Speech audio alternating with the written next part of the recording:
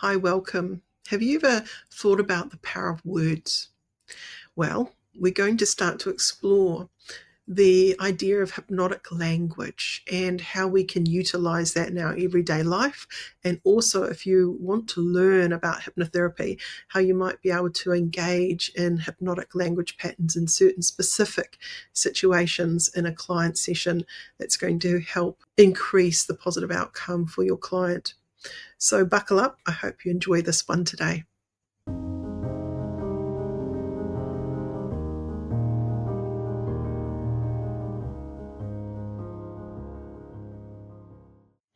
Today we're starting a brand new series on the language of hypnosis. Whether you're curious about hypnosis and how it works, or you want to train to become a practitioner, the series will show you powerful tools that heal, shift beliefs and guide transformation. In this first episode, I want to lay the groundwork because everything we do in hypnotherapy begins with language. It's not just what we say, but it's how we're saying it. When we say it, and even when we don't say it, makes all the difference. So sometimes as we're journeying into this topic, it can feel really confusing at the beginning. But by the end of these episodes, you'll be able to understand the role of language in shaping internal experiences. You're going to understand also specific words and sentence structures that bypass the critical faculty. Identify how different types of language patterns can either open or close the subconscious mind, and recognize the ethical importance of suggestion in therapeutic work. So let's look at key points that I want to cover today. Language is the therapist's primary tool, okay? So we're using language mindfully as we're journeying our client through the session. You don't need the idea of a swinging watch to hypnotize someone. Often what you need is precise, intentional words that help guide a person into that hypnotic state. Hypnotherapy is a language-based modality. So you're literally rewiring neural pathways using words. I liken it to being the ultimate storyteller. So I'm like a dream walker journeying someone through their dream, and they're the one with the magic, but I'm helping to guide them and support them with that using words. So words create states of mind. So if you've not thought about this, this is a good way to start. A word like overwhelmed can create physical tension and anxiety because your brain already knows what overwhelmed means because it's felt it before.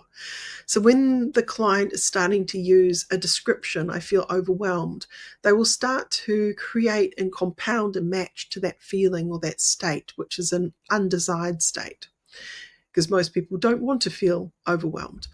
A word like peaceful or flowing can shift a client into a relaxed state. So, for example, you're guiding someone into hypnosis. If you're saying, and you're letting all the tension go, and all of those blocks, they seem to fade away, it may not be as powerful as saying, and as you inhale and exhale with each exhalation, drifting deeper and deeper into a beautiful state of inner tranquility and calm. An inner tranquility and calm that feels familiar, that helps you to feel at ease with yourself and the world around you. So as we start to weave these ideas or concepts, the client starts to engage in that idea and that feeling. And if we can make the words more shiny and positive, then that's the state that we're going to build in that client's world. The subconscious responds to imagery and suggestion, not logic. Metaphors, sensory language, pacing, and presuppositions all speak to the feeling brain. Logical argument really creates change. So that means a lot of people know why it would be useful to quit smoking or stop doing that habit, but they don't do it because it's not appealing to the part of them that needs to emotionally bind to that change. So hypnotic language bypasses the resistance often.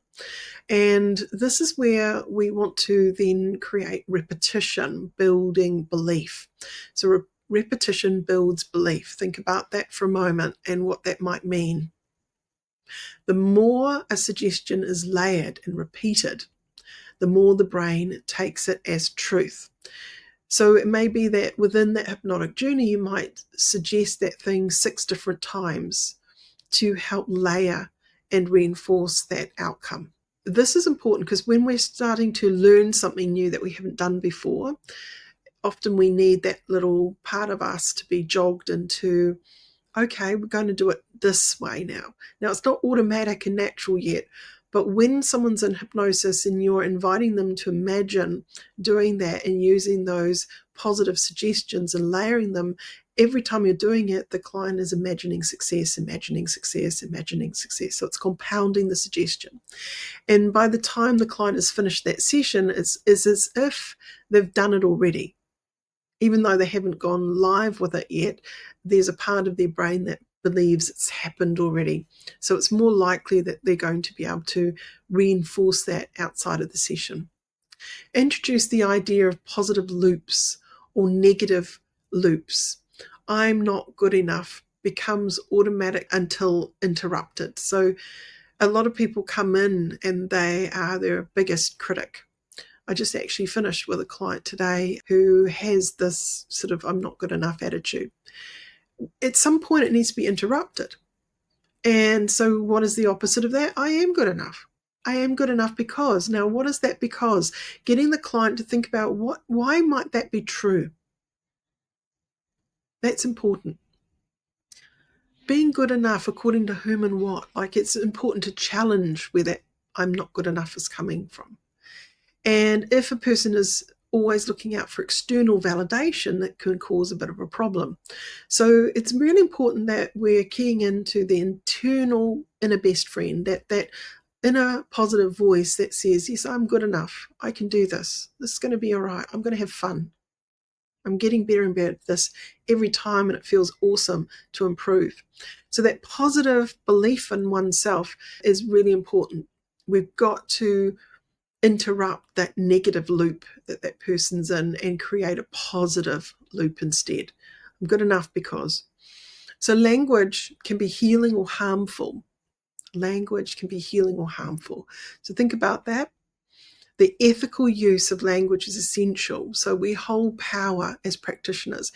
Everything we say can become a post-hypnotic suggestion, intended or not. So we need to be very, very careful.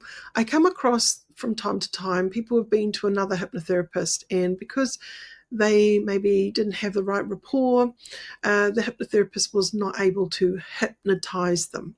So unfortunately, then hypnotherapist might say to that client, oh, look, you're obviously someone who can't be hypnotized.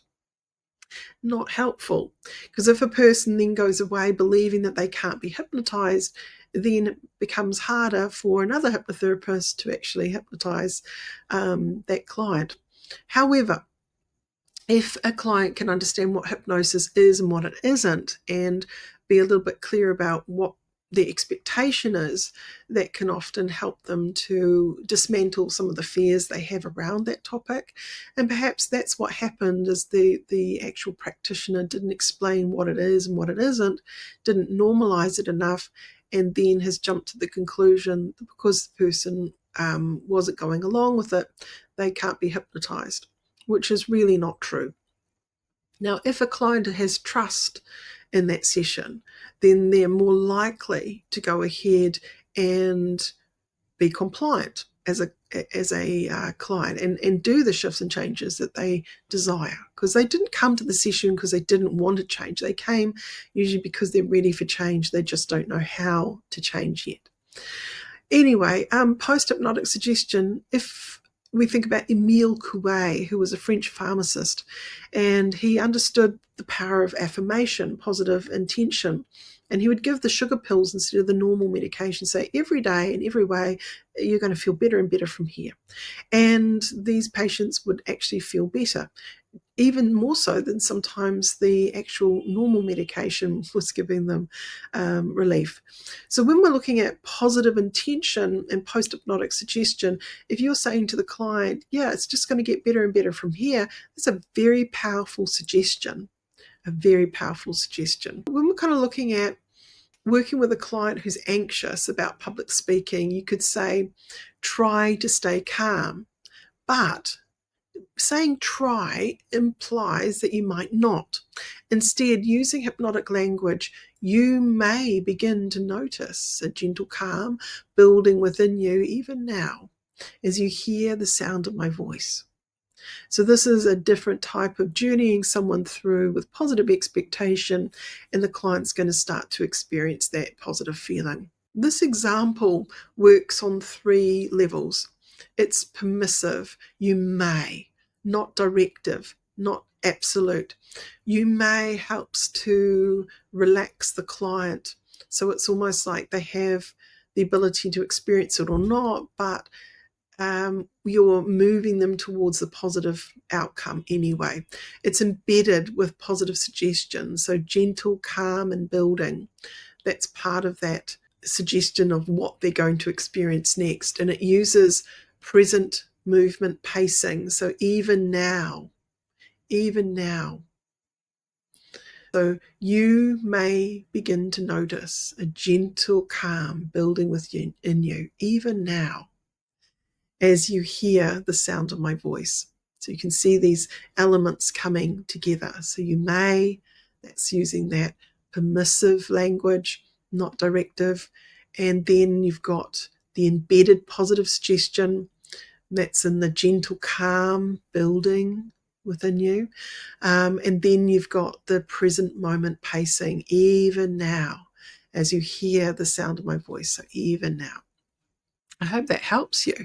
When we're looking at that idea of learning more and more about these language patterns, hopefully you will join me for the next part of the series. Every single one will be drilling down on the different types of suggestions that hypnotherapists use. So that's it for today's introduction to hypnotic language. I hope you've enjoyed it. In our next episode, we'll be exploring direct suggestion, when they're helpful and when they're not, and how to use them with intention. To train to become a hypnotherapist, check out the website nzach.ac.nz for more information about coming on board as a student of hypnotherapy. It is online, so we have 18 modules that we journey through, and I'm here to support you all the way. We have live sessions once a week in the evenings, but there's more information on the website, so check it out. If you've liked what I've covered here today and you haven't subscribed to the website and you want to be sort of following in the next part of the series, please do remember to subscribe. And if you have liked what we've covered today, please like it. The algorithms like that, and it helps me to get a wider sort of presence out there. So thank you for tuning in today, and thank you for those that have already subscribed. I really, it's such a nice thing to know that people are actually interested in this stuff. So for now, ka kite. Bye.